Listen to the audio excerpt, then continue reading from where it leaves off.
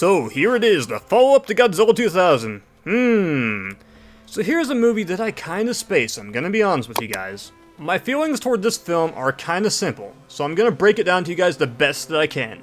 So anytime I look at this movie, I kinda think of it this way. We're looking at one movie where I look at Godzilla 2000 so heavily, connect it with nostalgia.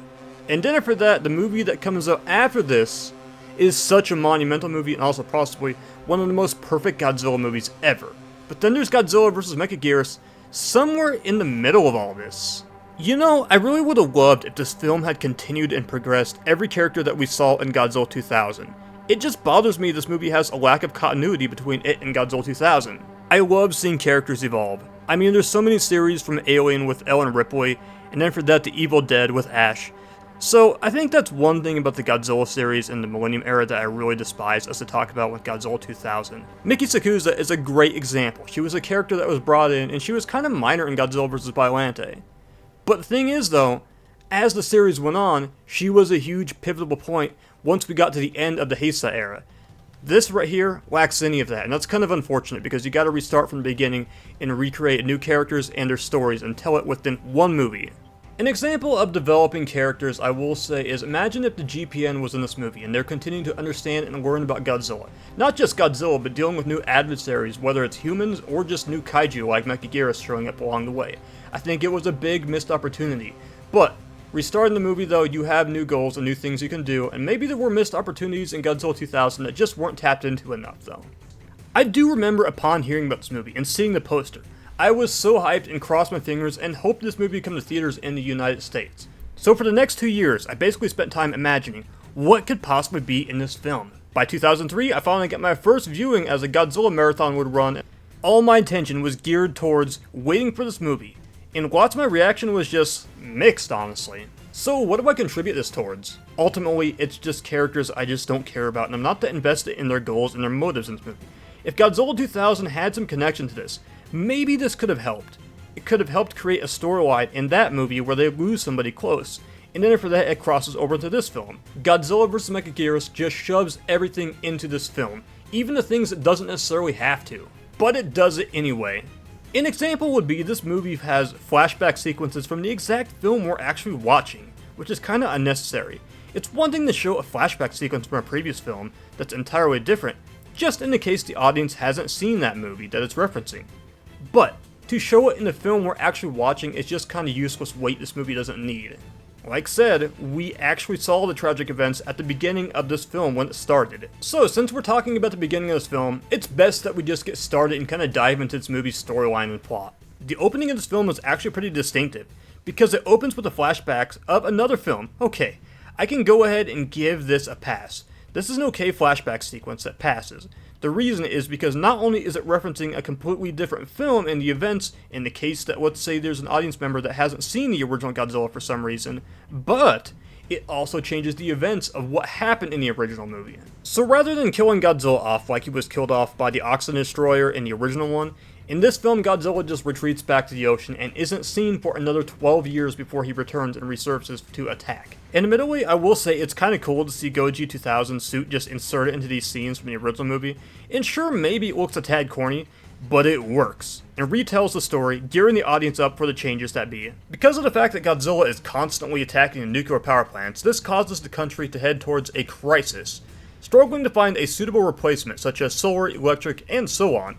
Eventually, this leads to clean energy, plasma-powered future. Maybe this change, maybe it'll reduce Godzilla's interest in populated areas and reduce his interest to feed off the radiation. But by 1996 though, there's still a Godzilla issue. For some reason Godzilla is still coming around even though this change has been implemented. He is still visiting on the regular, he is still a threat that is at large. So by this point, this movie has spent 8 minutes walking us through important events since Godzilla was first sighted in 1954. To his return in 1966, and more recent issues in 1996. Then, this also leads to our main character experiencing tragic loss, which is a key plot point in this film. Next stop, present day. I won't lie to you guys, at this point this movie looks very promising with what it's doing. But as this film rolls on, it loses my attention slightly. Don't get me wrong, I can follow along with it, and I do find it to be interesting this movie explores new concepts that humans are trying to find new ways to destroy Godzilla, rather than building a new oxygen destroyer, or creating a robot just to fight Godzilla like they always do. At this point, we still have no real enemy outside of Godzilla. That is until Japan creates a black hole, and doesn't consider the possibilities of what danger could be released through this dimension tide, as it's called. The danger is that the Megaguirus exits through the black hole into a modern-day Earth and starts a huge problem that begins. And this problem gets relatively bigger once a child brings an egg home for, well, whatever reason. I'm going to assume that he probably thought it was cool initially, then after that he got creeped out by it and decided that he was going to dispose of it into the sewers. And now everybody in the entire city is royally screwed because the infestation is starting. So are you a fan of cliché tropes that horror movies have? Because this movie has them for you. And what I'm going to go ahead and say that I'm referencing is basically this movie has, "Hey honey, I'm going to go pick something up, you just stay right here, I'll be right back in a few seconds." And then after that she comes back and he's dead. Oof. Remind me never to wear headphones. I mean seriously, how many people have died or how many problems have started in movies from somebody wearing headphones and they're just kind of in an isolated area? And this problem all gets worse in this movie once Dimension Tide doesn't exactly finish Godzilla off as planned. Add on the fact that the Megaguirus are also absorbing Godzilla's energy and return it to their queen. Megaguirus is actually a pretty damn cool kaiju. I don't consider her as threatening as Orga, because I mean Orga was just like a final boss level villain.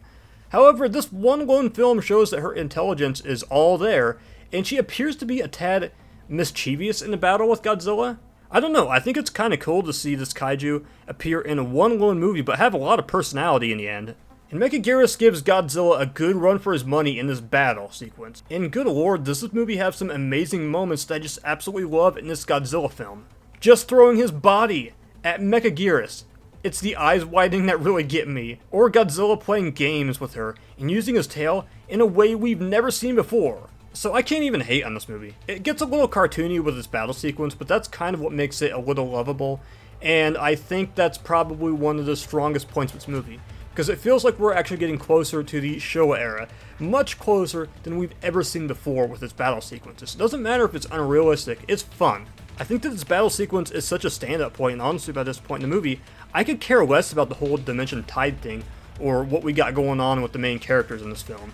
And after Megaguirus' defeat, it does kind of go ahead and give you a little suspense of what's going to happen in this film. And there also is kind of a twist. And this also has to do with the energy crisis and why Godzilla continues to be drawn towards the city. I'm going to leave that towards you as the viewer to figure out, because I don't want to spoil this movie completely. So with Dimension Tide falling into orbit and it cannot lock into Godzilla, but an audible is called, and Godzilla is destroyed. Rizzy. All I can say is holy after credits. After credits, I can't stress after credits enough. And what's great is, like, the MCU wasn't a thing by the time this movie came out, and it did it before the MCU was doing it like they are nowadays. And anytime you go to the movie theaters anyway, whether it's MCU or not, you sit there and you're like, should I stay put? Should I go? Should I ask the staff? Yeah, well this movie does it though. I mean, this stuff was done back then prior to the MCU, but it wasn't a trend like it was nowadays.